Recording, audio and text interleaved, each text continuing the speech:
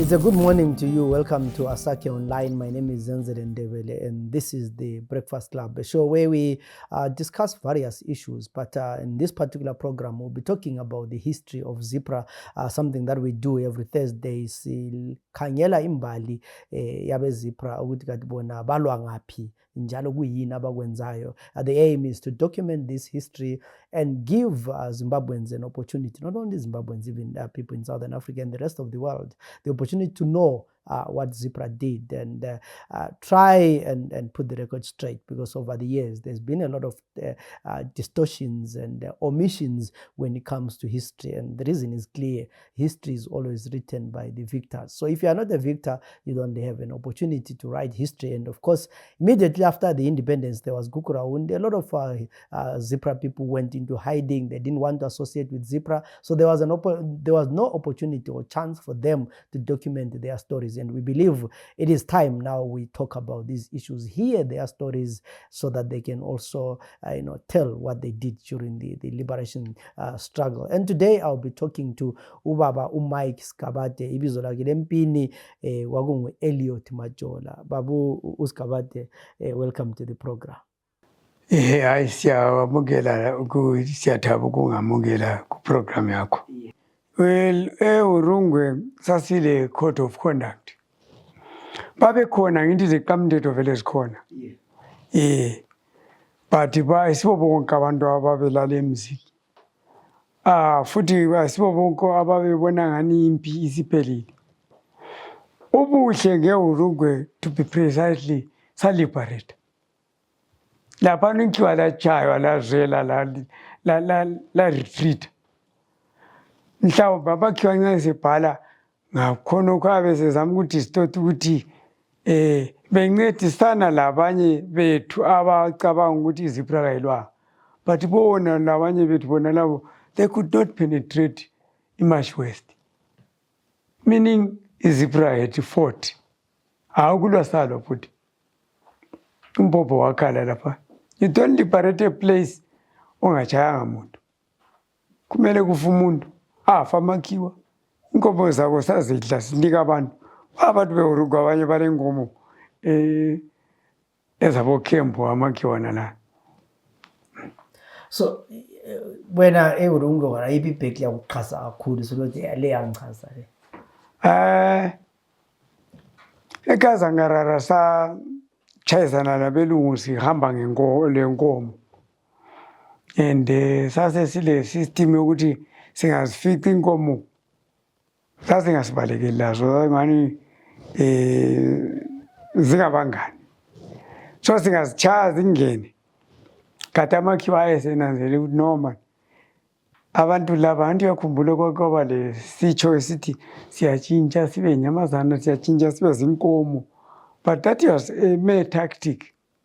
Sasingena enkomeni sibona ukuthi inkomo vele andiziyabajayela abantu.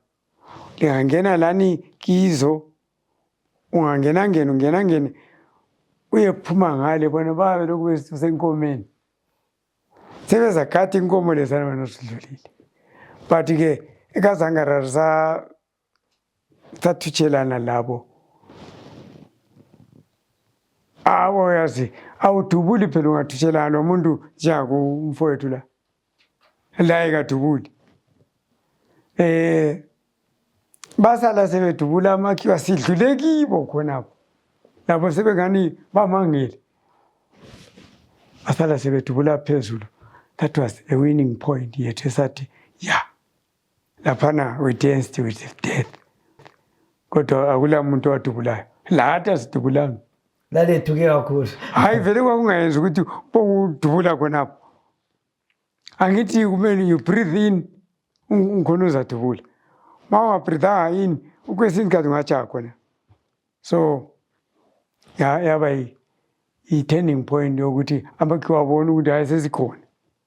Futhi labafowethu baba lezibindi ngoba angithi thina nxa ukureconnaissance kumele uhambe uyekhuluma istrength yabe yesitha ukuthi isitha silabantu abangaki futhi silani imbobho emkhulu, identify amari yabo, wenzela ukuthi nxa siyakhona lihambe lisazi angithi sase si-introduce hayi khona lokho ukuthathathathatha bathi bangalimala bahambe babaleke sase sidevelophe ukuthi kakutshaywe kungatshaywa kubuye kuzokhangela ukuthi bona bathethe izidumbu zabo babuye belabo bani belani yabo so sase si-expanda. So wena wa-operator labo bani-ke endaweni le? Ngithe mina ukhila uswafa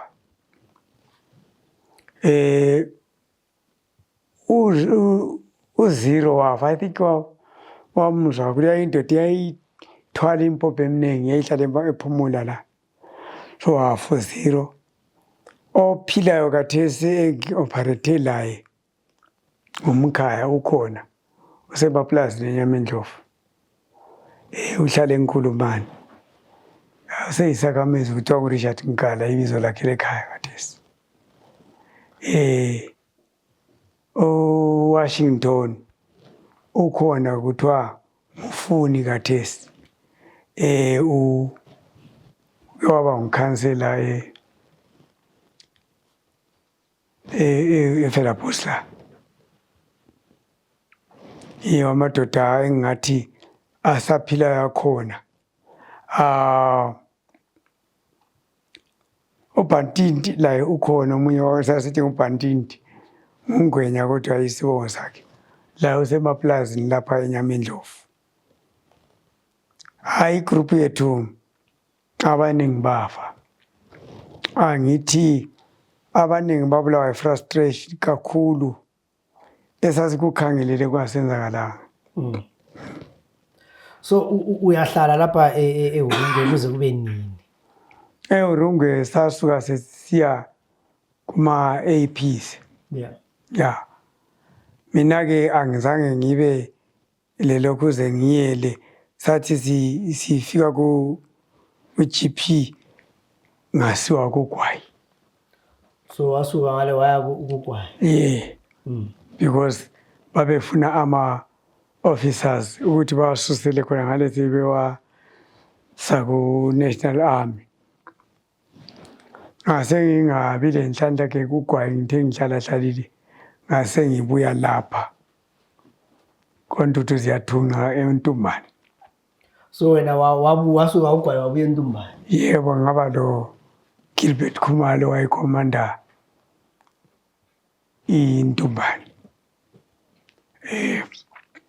Kuthiwa khathesi nguNkomo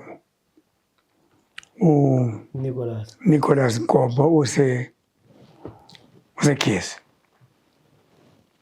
Ngaba kuye-ke mina ngaba ku-Camp 3 kwaphana phana ngikhangele amaroboti wona.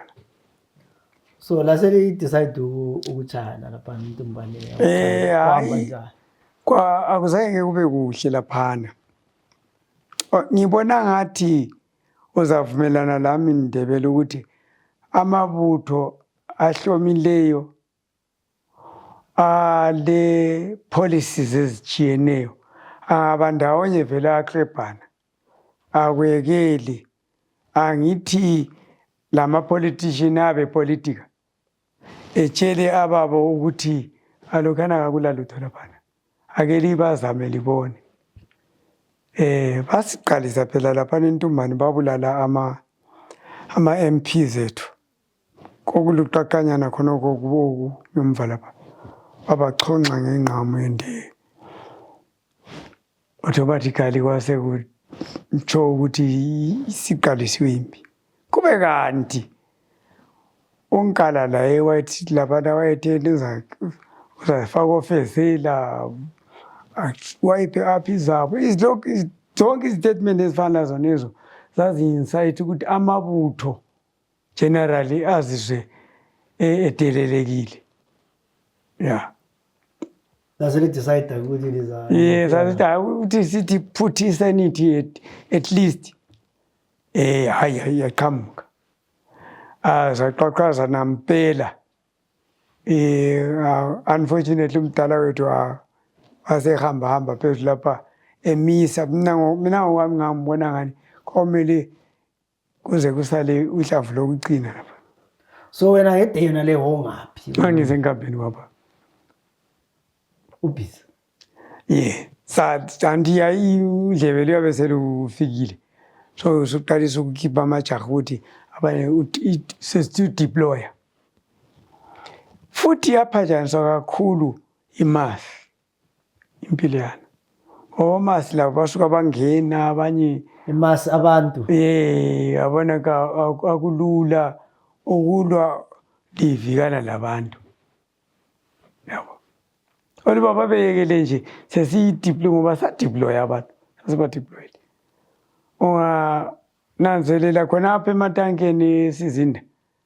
Sasisithethe sekuyide. Matangalana sasesile unit yayikhona phana. Yayisikhangela ukuthi umgwaqo wona lwana ungasetshenziswa ovela etown ungena emalokishini. Sasesiwublockile kwaba. Kulapho perhaps ukwabuya khona omunye umlungu wakoFawcett ngabona wasuka wadelela. Ngabona isidumbu sakhe saqeda amalanga kwaphana. Esihlangane lakho kufanele ahlangane lakho ngokudelela. So then SID nenu lafela ngabantu. Kakhulu bafa abantu lapho kule mpi khona kuyafiwa. Safelwa. But lawo amadoda athwalwa ngamatroli railways esesiwa ekhaya ezindaweni zakibo. Kufiwa. And into yakhona asikho sorry ngayo. Ngoba vele kwakufanele kukhanye ukuthi ingqele ngubani nxa lihlezi lingaliyadelelana. Kwamele kwenzakala. So lisuka lapha selilwile eNtumbane lapha usuku siyapha. Ama officers sahle sathathwa lapha sasiwa kwakulo ndoda waye liaising officer okuthiwa uMoyo. Okuthiwa uChavunduka. Wahle wasithatha saya elweleni. Abanye abangitshwana baya eUlendile. Kulapho ke esasukela khona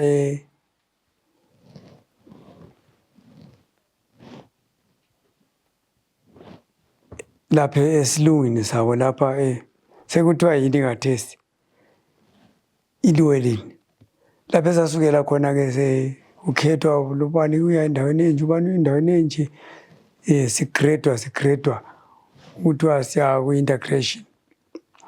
Thina sahle sasuswa lapha kwathiwa siye eGweru.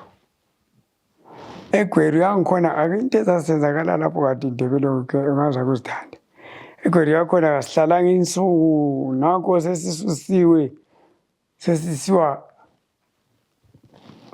eNyanga.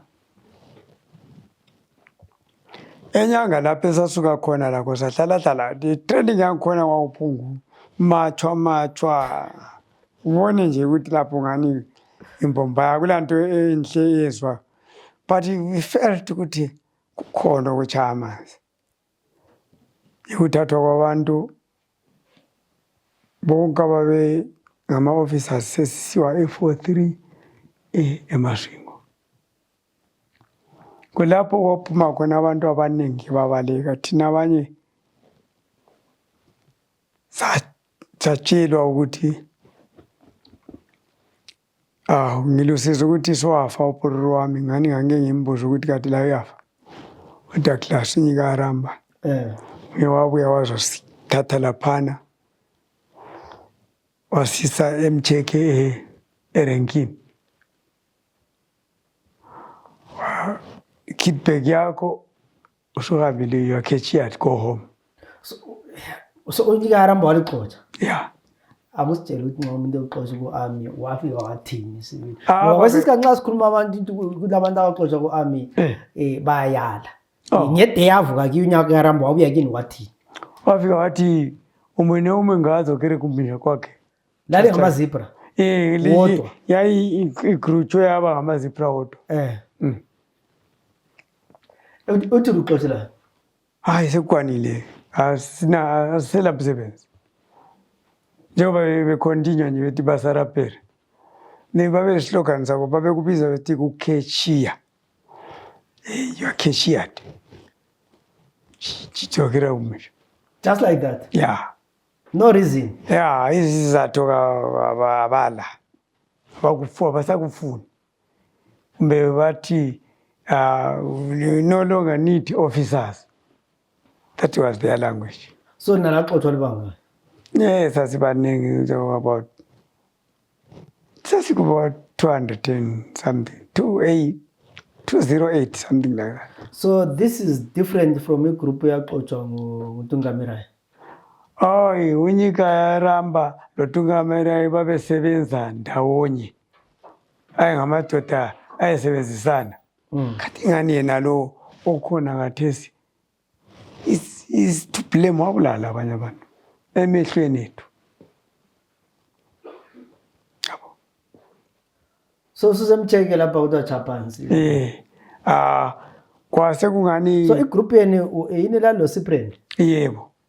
So uCyprian edutshulwa ukhona? Yebo, uCyprian bebulawa lapha sasikhona. Ungasitshela incident yokubulawa kwaCyprian kwamanje?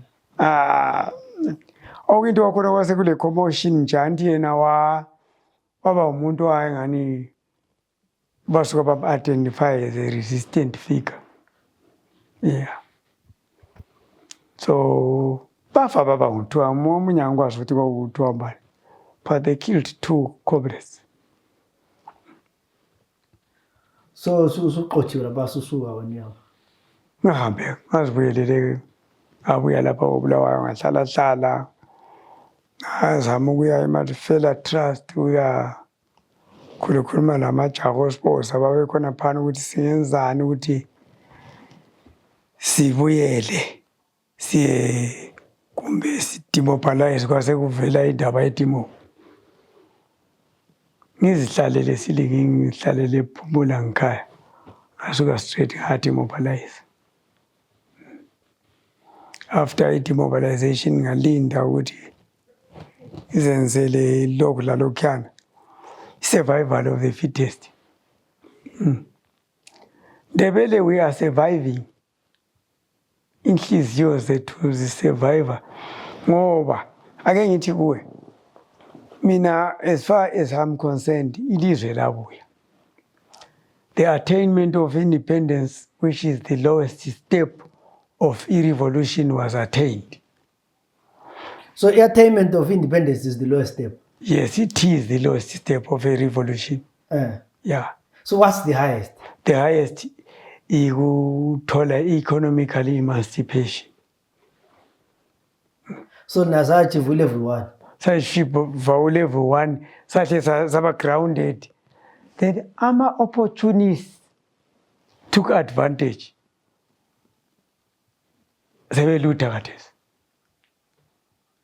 It is hard to achieve a highest step. Ngoba angiyibeke kanje. Sasilabantu ababe setshenziswa ngamakhiwa bengo-petty bourgeois. They were not bourgeois. Ngoba ama-multi bourgeois akhona ayesebenzisa abantu bebafranta khona ukhana kwakule class uthi uNdebele ungumanager ubani usupervisor. That class babanika o-pet bourgeois bakhula into bourgeoism. They are still pet bourgeois, yes, but sebele mali phela bangayibhenki esihlala ematrankini. So kunzima uku-attain i-step sesibili lesi ese-economy ukuthi self-sustainment hayi ayilula. Kathi nxa umuntu ongangami kuthiwa uyahola ilokuzeni ipension ye-veteran uphiwa $100 ikwenzelani $100? Mina wes kwabhaliswa i-victim compensation liyana ngathola i-file number it was never actioned. Or 98, it was never actioned up to today. Like now uyabuza kawuzakali. Hayi file yakho ulethile ukuze ngisidinge. Kudemand $25. Ufike bathi badingile. Alright sisendaweni enje sizayibona. So kumele uhlale usemahofisini. Kunenge amaplan ebesilawo ndebe. For example mina ngile stand ngifuna ukwenza i-orphanage. Old people's place le orphanage. Ngikhangelele ukuthi ibe lento ngiyakwazi ngiyakhula ngizalina something that all in on. Ngilaso siyashela ukuthi sakhiwe sikhona eNkulumane 3790 square meters. Sesi accumulate isikweleti kade singamele ngizame by all means ukuthi ngisirescue singathathwa yenze something. But kula muntu ongakunika iloni ongokwa uyanikwa ngoba you're not bankable. The history of liberation is not bankable. It's not enough to get a loan. Yes. Yeah. So ususukile lapha ngama 80 something kuba ligugu round usurvive kanjani? Ngangilokhu ngicatsha nje. Ekhaya ngasuka eTsholo kwakungasahlaleki. Ngahlala eNtumbane. Ngasuka eNtumbane ngaya eMakhandeni. Usuhlala uyi-roving ambassador. Yeah. So abanenhlawulo hluthaza ngobotshwa ngesikhathi leso. Ungayekela ukubotshwa. Khona lesi sixotshelwa ukuthi sifika siyamungelwa. Ungemungelwa uyafakwa steps camp lesake sangena. But hayi babe dopha abantu besiyababulala ngapho kuba lenhlanhla nje ngizange babe ngikhipha hayi kahambe lo sizababona yabo. Kwase kuphela nje kunjalo until saze savetwa senza i-association bayingenela kathesi isinithathazi. If I look at the association or Veterans Association, meaning yayo kayisekho. Ngoba abanye bethu unfortunately mina ngangikho ku-league. Abanye bethu bajoyine i-ZANU-PF League mina angizwa nje umoya wami awuthandanga. Futhi angisoze ngikuthande ngoba ngiliberate abantu ngangaliberate a particular party. I just liberate a nation as a whole. This is the reason why I didn't fall in love with the league. Wakhona ngani kuyadonselwana thina silayo i-National Veterans Association ikhokhelwa nguJagu Mathibela owakathesi. Umthongala uNtsara labanye ubodonsela ku-league. So asisela bantu abamela the real ukuba i-veteran sekuze kungasela sisindo. That's why sisithi oluba abantu bayananzelela layo iZIPRA veteran isingene kakhulu ngabantu abangani balomhobho lo okudla than ukuthi ilethe imbali yethu. I'm glad lisasekhona ukubhala imbali yethu. To be frank, imbali yeZIPRA is distorted. It needs to be talked about. It needs ukuthi ikhulunywe to abantu abethu bayizwisise. So looking back your role with liberation struggle, do you have ama regrets ukuthi lapha ngadlalisa isikhathi sami lapha? Oh well, at times abantwana they talk that way. This is the language. But i-sacrifice esikhathini esiningi does not benefit. Mina ngafunda kakhulu eRussia ukuthi uLenin akasanga abe recognized. kwa i-principles zakhe yizo zasala i-Marxist Leninism yasala imile, but yena he died nje for his i-conviction yakhe wafa ephupha yabo. But asikhaleli ukuthi sife sinjalo ngoba ingqondo siseselayo. Siyafisa ukuthi ngani imbali yethu ithi ngahlelwa ikhompayilwe njengoba liyikhompayila. Kunanzeleleke ukuthi all having been said, isifiso sethu siya-achieve yini ama-goals esasiwasukele phansi. Ngoba the goals esasozisukele Ndebele ayisizo nje ukuthi abanye batshone bekhitha betshaye logan badle. No, we wanted imass ibone ukuthi izolo besiqindezele kunje lokhu kunje, but baphiwa abantu ama-plus khala lutho lokwenza. I-input abayiphiwayo bayiphiwa late, they don't do anything ngayo. Ungakhuluma how sithengisa, we don't regret, vele kuyatholakala, but we are not throwing in the towel. Sithi aluta continue abantu kabazwisisa ukuthi unless and until we attain i-mode of production zibe ngezethu sizibambe. I-labor ikhona lapha abachina azithaphuzela right inside out bazenzela umathanda. Kodwa esikufiselayo ukuthi abantu bakithi bananzelele ukuthi kwakulwelwe ukuthi baphiwe ayikho nokonunhle kunene mpijana hayi abasinike izinto ezokwenza ezizenza abantu bahawukela ukuthi yebo kwayilalela ilizwe labuya. Hayikho abantu ababili abathathu bakholisa ama-fruits of independence.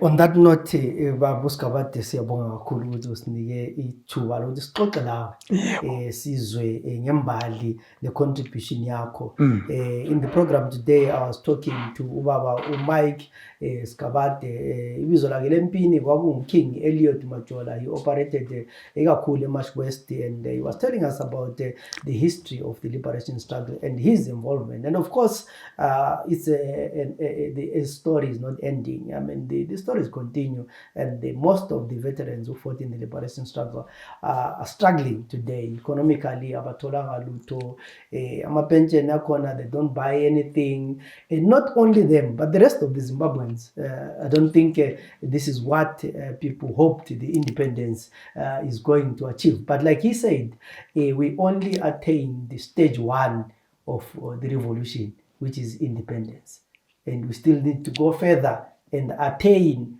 the economic emancipation, economic empowerment. Then we would have fully achieved a revolution. But 43 years after independence, Slogo stage one, I'm not sure how many years it will take to move on to the next stage. My name is Zenzele Ndebele. Let's meet again next week when we talk about ZIPRA and their involvement in the struggle.